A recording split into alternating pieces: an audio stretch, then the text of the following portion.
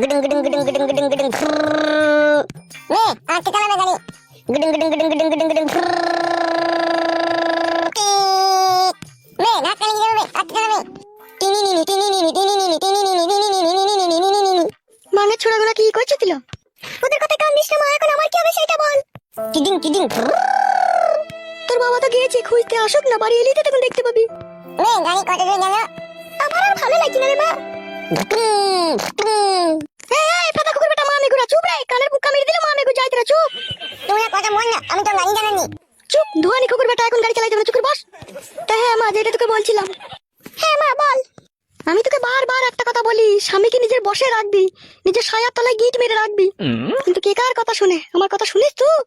গিট মেরে রাখার চেষ্টা করি রে মা, ও এমন পাতা কুকুর বেটা, ও গিট খুলে দিয়ে বেরিয়ে চলে যায়, তুই জানিস না ওকে? তাই আবার যাই লাইলো, তোর শ্বশুর পাতা কুকুর বেটাকে আমি গিট মেরে রাখিনি? হ্যাঁ, ওকে সায়ার তলায় ভরে রেখে দিয়েছি আমি, যা বলবো ও তাই শুনবে। আর তুই আমার মেয়ে হয়ে তুই পাচ্ছিস না।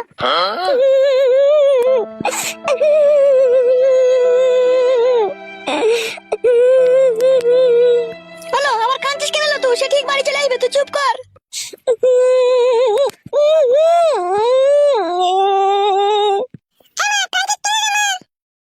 নে তোর মামা পানি নিয়ে নেবে বাড়ি থেকে, সেই জন্য তোর মা কাঁদছে।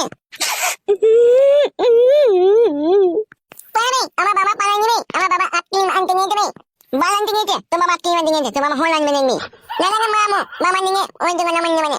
এই মামি গুজাতরা, হাড়ি মুচি জাতরা, চুপ রে। ওদিকের গাছ দেখি হবে মা, যা হবার তো আমার হচ্ছে। ওই দেখ মা, বাবা এসেছে। কি গো, তোমার বাবা ওদিকে পেলে খুঁজে? না পেলাম না। লেওড়া, এখন আর টেনে কোনো লাভ হবে? আগে থেকে তো গাল মেরে দিয়েছো। নানু নানু, বাবা আসবে না নানু। বাবা ভাতারির বেটা, বাবা মারাছিস, বাবাটাকে ভালোবাসিস তোরা? বাবার গায়ে মুতি দিচ্ছিস, বাবার গায়ে হেগে দিচ্ছিস, তোর মা মারছে, তাহলে কি করে সে বাড়ি আসবে? ওই কথা বলি না বাপ, জি মারি আমি। শোনো বৌমা, তোমার স্বামী যা কিছু করবে সবকিছু তোমাকে মেনে নিতে হবে, তোমাকে আমি বলে দিলাম। আমি কি মেনে নিবে? যা কিছু করবে। এলো পান কিছু দি, তুই চুপ করে বস, তোকে কথা বলতে বলেছি নাকি আমি? তা বাবা আপনি যখন খুঁজতে গিয়েছিলেন, তা আপনি তো আর দেখা পাননি? না, ওর দেখা আমি পাইনি। মামা গাড়ি চড়বি জমেছে লাইবে। তাহলে মা এখন আমার কি হবে? আমার তো রাতের পর রাত, দিনের পর দিন আমার এই তিন কুলা বাকরিটা টন টন করছে লিবার লেগে।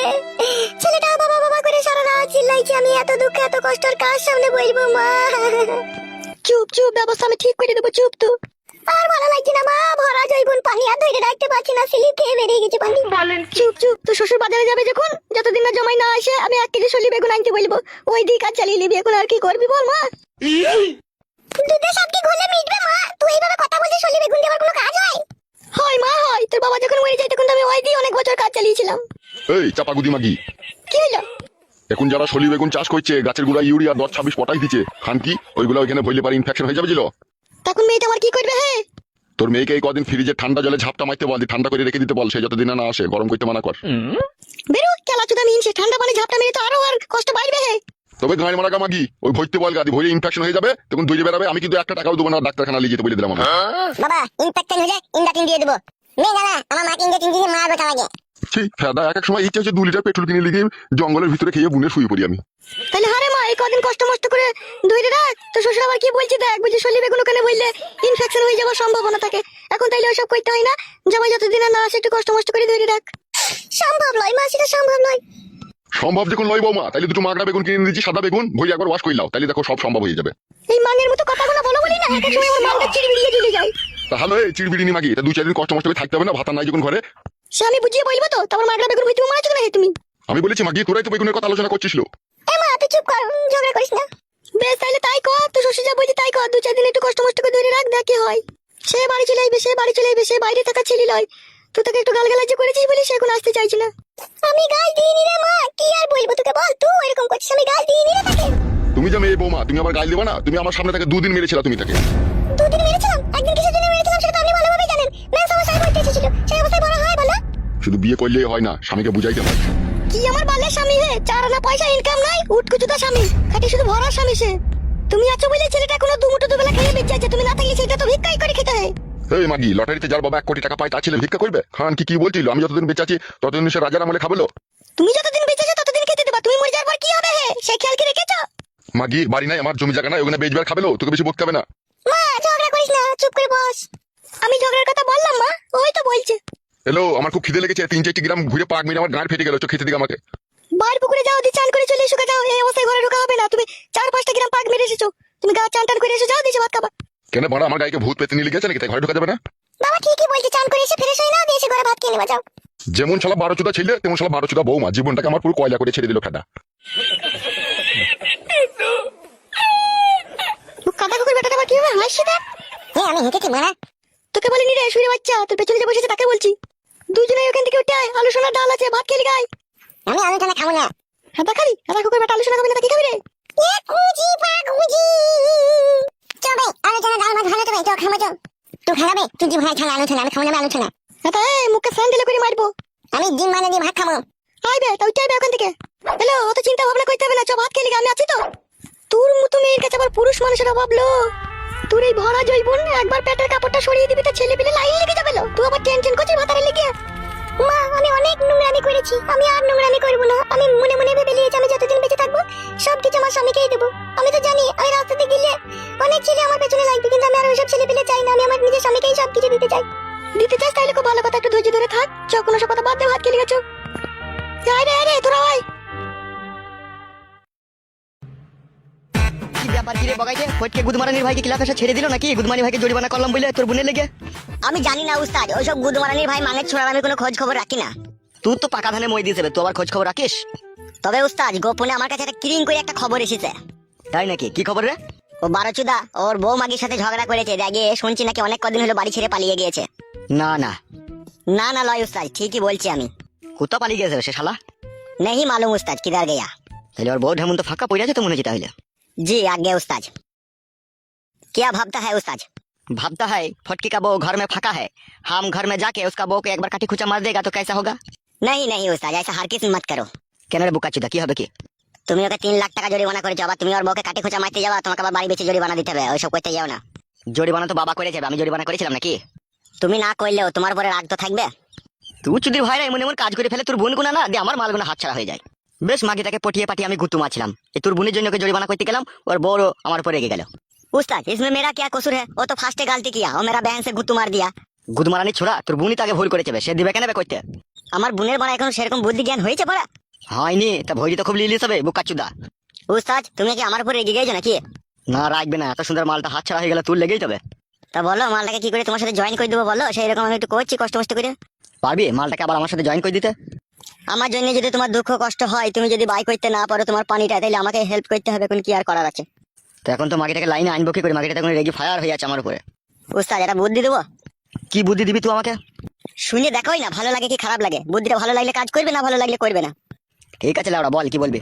আমি বলছি উস্তাদ এই সময় ওর স্বামী নাই, কোনো আর নদীতে খরা বইছে, তার 200 টাকার মিষ্টি কিনে দাও আর একটা ভালো জামদানি শাড়ি কিনে দাও। এই দুটো জিনিস আমি তোমার নাম করে ওর হাতে দিয়ে দেখি গা লাইনে আসে নাকি। কি ভাবছো উস্তাদ? লাইনে চলে আসবে আমার মন বলছে, আর না নিলে তখন মিষ্টি আর শাড়ি ঘুরলি চলে আসবো। দেখ একবার শেষ চেষ্টা করে, আমার তো আর মন মানছে না। ঠিক আছে পয়সা দাও। এই নে ধর টাকাটা। তাহলে মিষ্টিটা আর শাড়িটা কিনে নিয়ে যাতে আমার নাম কর গা, বলগা দিল দেখি বলে দেখ গা। হ্যাঁ উস্তাদ যাচ্ছি। এই শালা বুকাচোদাদের বিচার করতে গিয়ে আমার গান মরে গেছে, আর কারো বিচার করলে হবে না, নাইলে বৌদিগুলো এই পাড়ার হাতছাড়া হয়ে যাবে বড়া। যা বিচার করার করেছে বড়া, আর করলে হবে না, নাইলে বৌদিদের ওই সৌন্দর্য পাকানে চুমু খেতে পেয়েছি না বড়া। আর লেওড়া জীবনটাই পুরো মলম লেগে গেল বড়া। বাড়া কি বলে যে ডাকবো ভয়ও লাগছে বড়া, আবার না ডেকে উপায় নাই, নাহলে বড়া উস্তাদের এদিকে আবার গুঁতুনি খেতে হবে। যা হবে হোক বড়া, মেরে তো আর ফেলবে না, একবার ডেকেই দেখি। বৌদি ও বৌদি, ও বৌদি। কে? বৌদি আমি বগাইকে। তুমি এখানে কিসের জন্য এসেছো? কি কারণে এসেছো আমাদের বাড়িতে? বৌদি ভুল বুঝো না, আমি তোমার বাড়ি আসিনি কো, আমাকে আশা করিয়েছে। কে সে আমার বাড়ি আশা করিয়েছে তোমাকে? কালো কুকুর উস্তাদ। কেন কিসের জন্য?